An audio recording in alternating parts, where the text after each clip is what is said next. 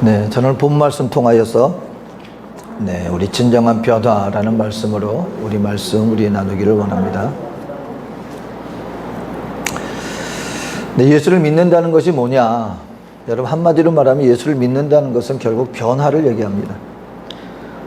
그러니까 예수를 믿었는데 그냥 내가 절대로 변화되지 않고 그냥 뭐 하나가 그냥 믿음이라고 하는 어떤 신앙적인 종교의 모습으로 약간 이렇게 바뀌어졌다? 이거는 믿음이 아닙니다. 믿음이라는 것은 분명히 말합니다. 예수를 믿기 전과 예수를 믿고 난 다음에는요, 이게 완전히 길이 달라지는 것입니다. 무슨 말이냐면, 믿는 하나님의 백성들에게는 반드시 무엇이 따라올 수밖에 없는가? 변화가 따라올 수밖에 없습니다. 오늘 성경 가운데 이 사도행전에 나오는 본문의 말씀은요, 한마디로 말해서 사도 바울이 간증이에요. 사도 바울의 간증입니다. 간증이 뭡니까? 바울처럼 이렇게 극단적인 변화죠. 극적인 변화일 뿐만 아니라 극단적인 변화를 우리에게 보여주는 인물도 많지 않을 것입니다. 누구에서 누구로 바뀌었어요? 예수, 한마디로 말해서 교회를 핍박하고 믿는 사람들을 핍박하고 예수 믿는 사람들이 예수 믿지 못하도록 앞장서서 주도하였던 한 사람이 예수를 믿고 난 다음에 자기가 핍박하였던 그 예수 그리스도를 목숨을 다하여 죽기까지 오히려 증거하는 정말 극적이면서도 극단적인 변화의 모습을 보여준 대표적인 인물이 바로 오늘 사도 바울인 것입니다.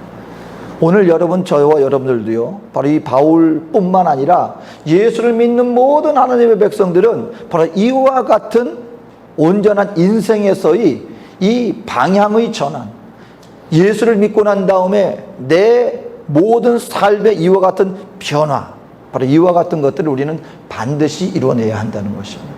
그렇다면 어떻게 이 사도 바울과 같이 사도 바울이 보여주었던 믿음으로 말미암아 진정한 변화를 일으키는 하나님의 사람으로 우리는 변화될 수 있겠습니까? 성경 우리 몇 가지를 보여주고 있습니다. 첫 번째는요, 하나님의 사람으로 진정한 변화를 받기 위해서는 바로 저와 여러분들을 향한 하나님의 사랑을 깨닫는 자들이 되어야 합니다. 그 하나님이, 나를 하나님이 사랑하셔서 하나님이 끝까지 나와 함께 하시고 나를 끝까지 붙잡아 주신다는 이 하나님을 발견하지 않고서는 엄격한 의미에서 진정한 변화는 이루어질 수가 없는 것입니다. 프란시스 탐슨이라고 하는 한 사람이 있습니다. 이분의 아버지는 아주 독실한 신앙인이어서요, 아들을 어떻게 하든지 하나님의 사람으로 세우고자 노력을 많이 했습니다. 그래서 처음에는 신학교에 보냈어요. 본인이 원해서 간 게 아니라 아버지의 바람으로, 야, 너는 하나님의 사람이 되어라고 신학교를 갔습니다. 근데 이분이 그 견디지 못하고 중간에 뛰쳐나왔어요. 자기 의지로 된 것이 아니니까, 부름을 받고 사명감으로 간 것이 아니니까. 그러면은 하나님의 사람이 되지 못한다면 그럼 사람을 살리는 의사가 되어라 해서 의대에 보냈습니다. 근데 결국 이분이 그것도 견디지 못하고 의대도 중간에 그만두었고, 그리고 이분은 나는 내가 원하는 삶을 살기를 원합니다 하고 소위 말하는 자신이 원하는 삶을 추구하여 살다가 어디까지 추락하였는가? 여러분, 어느 정도 하나님의 사람으로 신학교까지 갔었고 의대까지 갔었던 이 사람이 나중에는 어디까지 추락했는가? 한 거리에 노숙자가 되고 말았습니다. 모든 것을 다 잃어버리고 자기의 삶도, 정상적인 삶도 다 잃어버린 채 그냥 뉴욕의 한 거리에서 그냥 사람들 앞에 구걸하며 살아가는 노숙자의 신세가 되어져 버리고 말았습니다. 그런데 마침 이 사람이 그냥 살다가 자기 삶에 대해서 얼마나 기가 막힙니까? 그래도 한때 창창한 내일을 바라보았던 삶이 어쩌다가 자기 삶이 지금 여러분 만족스럽겠습니까? 나는 이것만으로 만족해. 그게 아니죠. 고민이 있는데 어쩌다 보니까 그런 삶까지 추락해버린 삶이 참 기가 막혔겠죠. 그래서 이 사람이 그런 생활을 하다가 틈틈이 그냥 자기의 마음과 자기의 삶에 대해서 시를 적기 시작을 했어요.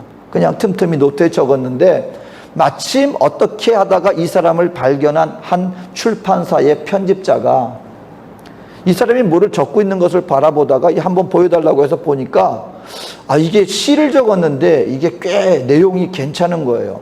나중에 이 사람을 데려다가 어떻게 하든지 제대로 세워주려고 이 사람에게 제대로 먹이고 입히고 이 사람을 다독여서 결국 책을 출간하게 되었는데, 나중에 이 책이 수많은 사람들에게 굉장히 감동을 주고 그 사람들에게 많이 읽혀져서 이 사람의 인생이 완전히 바뀌게 되었습니다.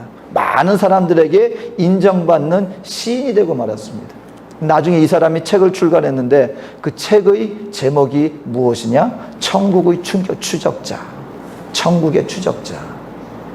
그 시를 썼는데 내용이 있는 거예요. 그 주제가 누구였냐면, 나중에 자신이 이 새로운 삶을 이렇게 살아나가다 보니까는 한 가지 깨달은 것이 있었습니다. 그것은 무엇이냐면, 자기가 그토록 하나님의 뜻을 저버리고 육신을 따라 허랑방탕하며 육신의 소욕을 쫓아 살다가 그렇게 구렁텅이까지 빠졌는데, 누군가가 끝까지 자기를 포기하지 않은 한 존재가 있었다는 것을 깨달은 것입니다. 그 시에서 하나님을 무엇으로 표현하느냐? 사냥꾼으로 표현을 했습니다. 여러분, 사냥꾼은 목표물이 있으면 그냥 눈앞에 있으면 잡고 없으면 안 잡고 이게 아니라, 무언가를 잡고자 하면은 끝까지 추격하여 가서 마지막으로 그 사냥을 포획하는 그것이 사냥꾼입니다. 하나님이 알고 보니까 자기라고 하는 이 허랑방탕하고 그리고 하나님 앞에 불의한 자였는데도 불구하고 자기를 끝까지 포기하지 않고 끝까지 찾아와서 자기를 붙잡는, 마치 사냥꾼과 같은 집착을 가지고 자기를 끝까지 붙잡는 존재가 있었다는 것을 깨달았다는 것입니다. 그리고 그분이 은혜로 자기를 다시금 새 삶으로, 새 인생으로 나를 세워주셨어. 그래서 하나님을 향하여서 이렇게 표현, 천국의 추적자다. 여러분, 오늘 사도 바울이요, 나중에 예수님을 알게 되어지고 하나님의 복음을 알게 되어지고 하나님의 사람으로 살아나가다 보니까 사도 바울이 깨달은 것이 있었다라는 것입니다. 그것은 무엇이냐면, 여러분, 사도 바울이 하나님을 향하여 나아가고자 했을 때 하나님이 이 사도 바울에게 은혜를 주셨습니까? 사명을 주셨습니까? 아니죠. 오늘 성경은 분명히 말합니다. 사도 바울이 다메섹에게 하나님을 믿는, 예수님을 믿는 추종자들을 붙잡아다가 감옥에 가두기 위해서, 다시 말하면 교회의 핍박자가 되어서 나가고 있는, 하나님의 뜻과 정반대의 길을 가고 있었는데, 그 다메섹 독상에서 햇빛보다 더 밝은 빛으로 말미암아 그만 쓰러지고 말았어요. 근데 음성이 들리는 겁니다. 사울아, 사울아, 어찌하여 네가 나를 핍박하느냐?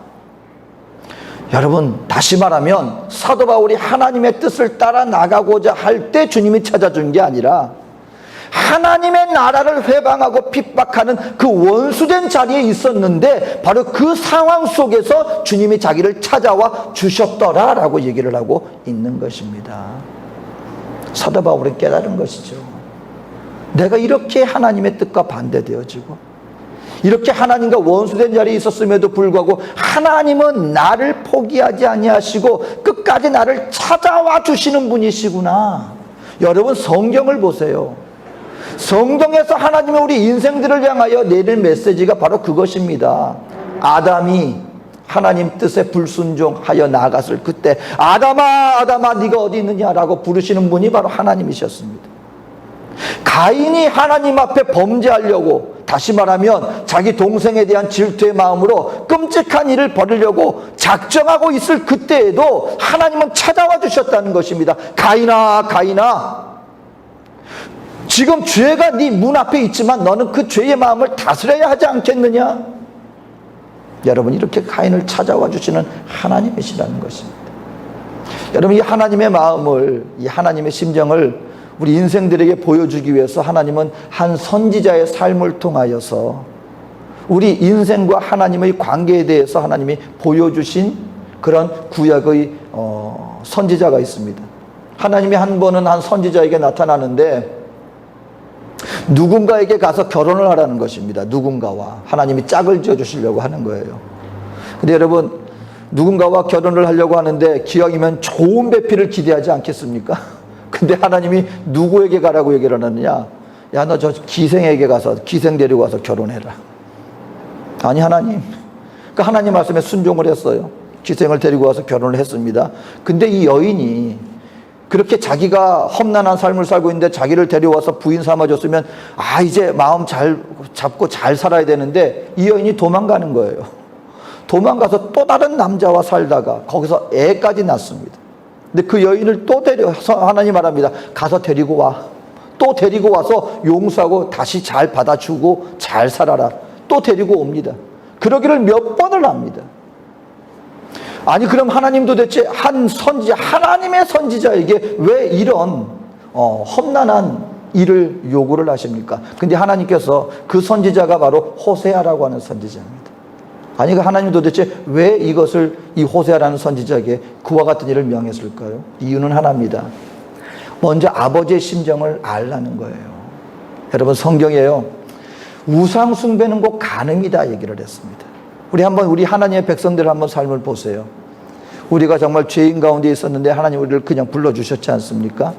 하나님이 은혜로 우리를 세워주시지 않았습니까? 근데 여러분, 이제 하나님 은혜 깨닫고 처음부터 끝까지 충성되고 신실하게 주님을 따르는 인생이 여러분 우리에게 주어집니까? 때로는요, 그렇게 하나님이 은혜를 베풀어 주셨는데 하나님 앞에서 우리는 하나님을 또 떠나요. 하나님을 떠나는 것뿐만이 아닙니다. 때로는 이 세상의 것을 더 사랑합니다. 여러분, 하나님의 우리의 세상 가운데서 하나님보다 더 사랑하는 게 그게 바로 우상 숭배예요. 하나님이 우리에게 은혜를 붙잡아 주셨는데 어느 순간인가 보면 내 마음이 또 다른 세상에 가 있어요. 또 다른 물질에 가 있어요. 또 다른 쾌락에 가 있어요. 탐심에 가 있어요. 육신의 정욕, 안목의 정욕, 이생의 자랑 가운데 우리 마음이 어느덧 자꾸 우리가 행합니다. 그것이 하나님 보시기에는 어떤 마음인 건지 아십니까? 마치 그와 같다는 거예요. 내 백성이 나를 섬기지 않고 다른 신을 섬기는 것은 마치 그건 간음과 같은 것인데 그와 같은 일들을 우리는 거듭거듭 반복한다는 것입니다. 그러니 우리 아버지의 마음이 어떻게 했느냐? 먼저 아버지의 마음을, 하나님, 우리 인생을 향한 하나님의 마음을 먼저 좀 알아다오. 내 심정이 이렇게 아프단다. 너희가 세상을 향해 나갈 때 내가 이와 같은 배신감이 든단다. 알라는 것입니다. 그런데도 불구하고 자꾸 받아주는 일을 시킨 것은 무엇입니까? 그럼에도 불구하고 하나님 우리를 끝까지 포기하지 않으신다. 이걸 보여주고 싶었던 거예요. 여러분, 오늘 우리 하나님은 저와 여러분들을 사랑하시되 끝까지 사랑하시는 분이신 줄로 믿으시기 바랍니다. 그리고 한 가지 이거 아세요. 혹시 예수를 믿다가 내 마음이 조금 멀어진 것 같으면 우리 스스로 이제는 하나님도 이제는 이 정도 되면 하나님도 나에 대해서 지쳤겠지. 근데 여러분 절대 그렇지 않습니다. 우리 하나님은요, 저와 여러분 사람 한 사람을 언제까지? 끝까지 우리가 다시금 세움받아서 온전한 하나님을 알고 하나님의 사랑을 깨닫는 자의 자리에 세우기까지 하나님은 저와 여러분들을 끝까지 추격하여 주시는 것이다. 끝까지 붙잡아 주시는 분이시다 라는 것을 알라는 것입니다. 두 번째는 우리가 어떻게 하면 우리가 진정한 하나님의 사람으로 변화될 수 있습니까?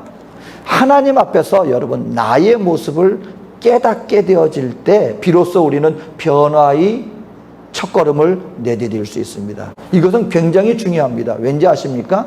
여러분, 하나님을 알긴 아는데 하나님 앞에서 내가 어떠한 존재인지 알지 못하고 그저 하나님의 말씀만을 문자적으로 받아들이게 되어지면 오늘 사도 바울과 같은 잘못을 우리 믿는 성도들도 얼마든지 범할 수 있다라고 하는 사실인 것입니다. 자, 사도 바울이요, 예수를 믿고 나서 완전히 거듭난 다음에 자기 자신에 대해서 뭐라고 했는지 아십니까? 나는 죄인 중에 괴수다. 나는 포악자요 핍박자였다 라고 자기를 고백합니다. 그런데 예수를 믿고 자기를 발견하기 전에, 다시 말하면 지금 정부 기관들로부터 합법적으로 예수 믿는 자들을 핍박하고 있는 이 사울로서 행동할 때 사도 바울이 자기 자신에 대해서 그렇게 생각했겠습니까, 여러분? 사도 바울, 다시 말하면 믿는 자들을 핍박하는 자리에 있었을 때 사울은 자기 자신이 죄인이라고 생각했겠습니까? 아니면 나는 다른 사람들보다 더 뛰어난 의인이라고 생각하고 일을 행했겠습니까? 사울은요, 자기가 다른 사람들보다 뛰어난 존재인지 알았다는 거예요. 나는 바리새인이야? 율법을 지키는 하나님의 말씀대로 살아가는 사람이고 그리고 자기가 볼 때 이 예수를 믿는 사람들은 자기 기준에서 봤을 때는 잘못했다고 해서 여러분 의인 스데반을 죽음에 넘기면서도 죄책감을 가지지 않았습니다. 자기는 하나님의 사람이라고 생각하고 있는 거예요. 근데 그 자기가 하나님이라고 생각하는 그 기준이 하나님의 말씀에 비춘 자기의 모습입니까? 아니면 자기 스스로 생각하기에 그런 사람입니까? 아직까지도 사도 바울, 아니 오늘 이 시간 살아가는 수많은 사람들은요, 나름대로 나 자신에 대해서 가지고 있는 자기 인식이라고 있는데 그 누구도 내가 하나님 앞에 죄인이라는 생각을 가지고 사는 사람들은 거의 없습니다. 다 나는 의인, 내 생각대로 내가 하는 나의 판단 기준대로 살아가는 사람들이 거의 대부분이라는 것이죠. 여러분, 이 인류 역사 가운데 가장 끔찍한 전쟁을 벌였던 전쟁 중에 하나가 십자군 전쟁입니다. 십자군 전쟁으로 수많은 사람들이 학살되었어요. 그런데 그 일을 행한 사람들이 여러분 잘못했다고 느꼈는지 아십니까? 누구 이름으로 행해졌는지 아십니까? 하나님의 이름으로 행해졌어요. 종교개혁이 일어나기 전에 여러분 천주교에서 성경을 라틴어로만 읽어야 된다. 라틴어가 굉장히 어렵습니다. 일반 사람들은 성경 못 읽는다는 얘기예요. 근데 이걸 번역하기 시작했거든요. 하나님의 사람으로 하나님의 말씀을 읽혀야 된다 해서 자기 민족 언어로, 영어로 번역이 되어지고 뭐 독일어로 번역이 되어지고, 그런데 거기에 대해서 핍박이 일기 시작하는 거예요. 기독교사에 보면 이런 얘기도 있습니다. 한 가정, 크리스찬 가정이에요. 거기에서는 영어로 번역된 성경을 읽었습니다. 그 하나님의 말씀을 알기를 원했던 거예요. 그러면 이제 소위 말해서 정부 기관에서 옵니다. 그리고 그때는 천주교가 굉장히 정치적으로도 왕들보다 위에 있었던 그런 시기가 있었습니다. 와서 붙잡아요. 그리고 어린 소녀입니다. 어린 소녀한테 너 주기도문 외울 줄 아느냐? 외울 줄 압니다. 한번 외워봐. 근데 주기도문을 외우는데 어떤 언어로 외워요? 영어로 외우는 거예요. 영어로 주기도문을. 그것이 부정하다는 거예요. 부정한 언어로 하나님의 말씀을 낭독했다고 해서 그 가족 식구를 몰살을 시켜버립니다. 순교를 시켜버립니다. 근데 그것이 누구 이름으로 행해졌는지 아십니까? 하나님의 이름으로. 오늘 사도 바울도 믿는 자들을 핍박하러 나가는 거예요. 근데 누구 이름으로 나갔을까요? 여호와의 이름으로 나갔다는 거예요. 아직까지 하나님을 알긴 알았는데 하나님 안에서 나의 모습을 알지 못하게 되어지면 바로 이와 같은 위험성이 있다는 것입니다. 오늘 그런데 진정으로 하나님을 깨닫는 사람들에게 나타나는 특징이 하나 있습니다. 그건 뭐냐면 하나님 앞에 내가 누군지 아는 거예요. 사도 바울이 이 햇빛보다 더 밝은 그 빛에 넘어졌을 때 주여 누구시니까? 그때 주님께서 하신 말씀이 뭔지 아십니까? 사울아 사울아 나는 네가 핍박하는 예수니라. 바울은 여호와를 위해서 하는 줄 알았는데 알고 보니까 자기가 하는 행동이 하나님 앞에 오히려 주님을 핍박하는 행위였다는 것을 깨닫게 되었다는 것입니다. 나는 핍박자였구나. 나는 하나님 앞에 죄인이었구나. 베드로가 예수님의 말씀을 따라 우리 밤새도록 고기를 잡고 있었는데 한마디도 낚지 못했어요. 주님이 말씀하셔서 대낮에는 여러분 고기가 안 잡힙니다. 바울은 낚시꾼이에요. 거기 갈릴리 바다에서 아주 잔뼈가 굵은 사람입니다. 언제 고기를 잡히는지 잘 알아요. 대낮에는 안 잡힙니다. 햇빛을 보고 도망가기 때문에. 근데 예수님이 대낮에 그물을 내려라. 그물을 내렸더니 고기가 잡힙니다. 그때 베드로가 예수님을 향하여서 이상한 고백을 합니다. 여러분, 내가 한마디로 말해서 오늘 내가 장사가 아무것도 안 됐는데 누군가가 오더니 지금 어떻게 해보십시오. 말도 안 되는 일을 시키는 거예요. 그러니까 오늘 거꾸로 얘기하자면은 밤 12시가 됐는데 밤 12시에는 사람이 안 다닙니다. 근데 밤 12시에 문을 열어. 그래서 문을 열었더니 이게 웬일입니까? 사람들이 그냥 차고 넘친 거예요. 그러면은 그 말을 해준 사람을 이거 어디 가지 마시고 지금부터는 우리가 함께 합시다. 여러분 붙잡지 않겠습니까?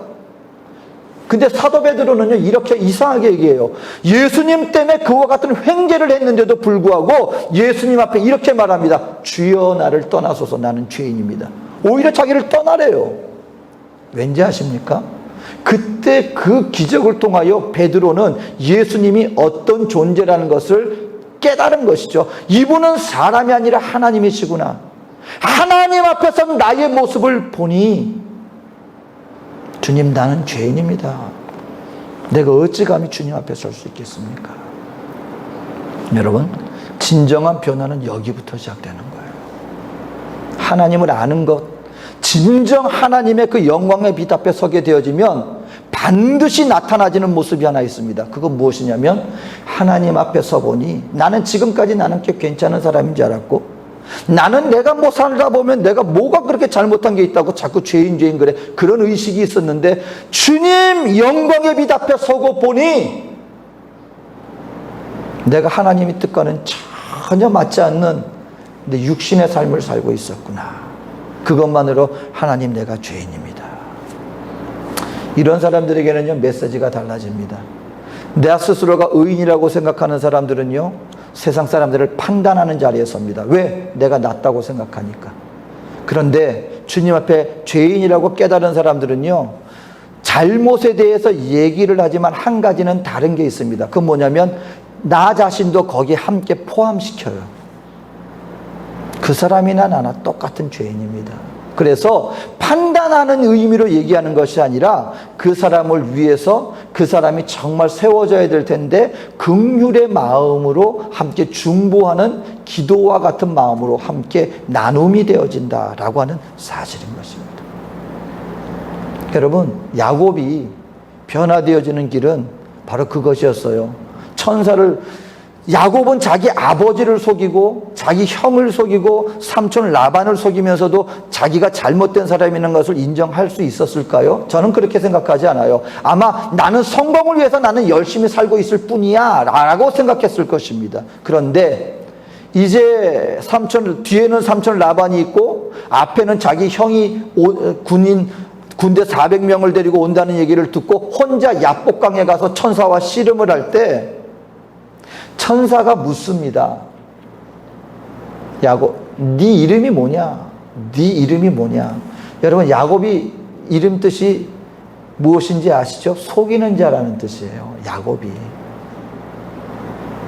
지금까지 자기 자신에 대해서 자신은 한 번도 나는 남을 속이는 자라는 생각을 아마 인정하지 않았을 것입니다. 나는 단지 내 인생의 성공을 위해서 내가 열심히 살았을 뿐인데 이게 뭐가 잘못된 것이야? 근데 천사가 묻습니다. 너 누구냐? 너 이름 뭐야? 그때 나는 야곱입니다 하면서 아마 주마등같이 지금까지 자기가 행했던 일들이 아마 떠올랐을 거예요. 알고 보니 내가 속이는 자였네요. 아버지도 속이고 형도 속이고 그리고 나중에 삼촌까지 속이고 결국 앞에 형이 오는데 형을 기쁨으로 맞이하는 것이 아니라 이렇게 두려워할 수밖에 없는 인생을 살아온 나는 알고 보니 내가 속이는 자였군요. 인정하면서 그리고 형 앞에 나갑니다. 근데 여러분 전혀 뜻밖의 상황이 벌어지죠. 형이 아마 이 동생을 기쁨으로 맞아주는데 저는 그렇게 생각해요. 야곱이 여러분 마음으로 진정으로 회개한 사람들은요 벌써 그 자세가 달라요. 이때 야곱은 형 앞에 나와서 무릎을 꿇는데 무서워서 꿇는 무릎이 아니었을 것입니다. 정말 형님 내가 잘못했습니다. 여러분 여기서부터 시작되는 거예요. 변화는. 우리 믿는 성도들이요 하나님을 믿는데 아직까지도 하나님 앞에 나를 모르고 믿는 신앙인들 정말 많아요. 그리고 그분들은요 나는 의인이라고 생각해요. 나는 하나님 앞에 이렇게 열심히 섬기지. 그리고 나는 믿음도 있지. 그리고 이제는 어느 시간이 나는 직분도 있지. 그러니까 나는 달라. 여러분 하지만 진정한 변화는 거기서 시작되지 않아요. 진정한 변화는 하나님 앞에 보니 내가 죄인이군요.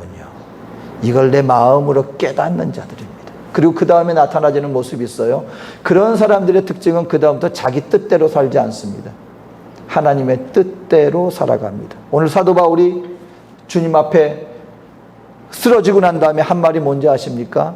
내가 뭘 할까요? 내가 뭘 할까요?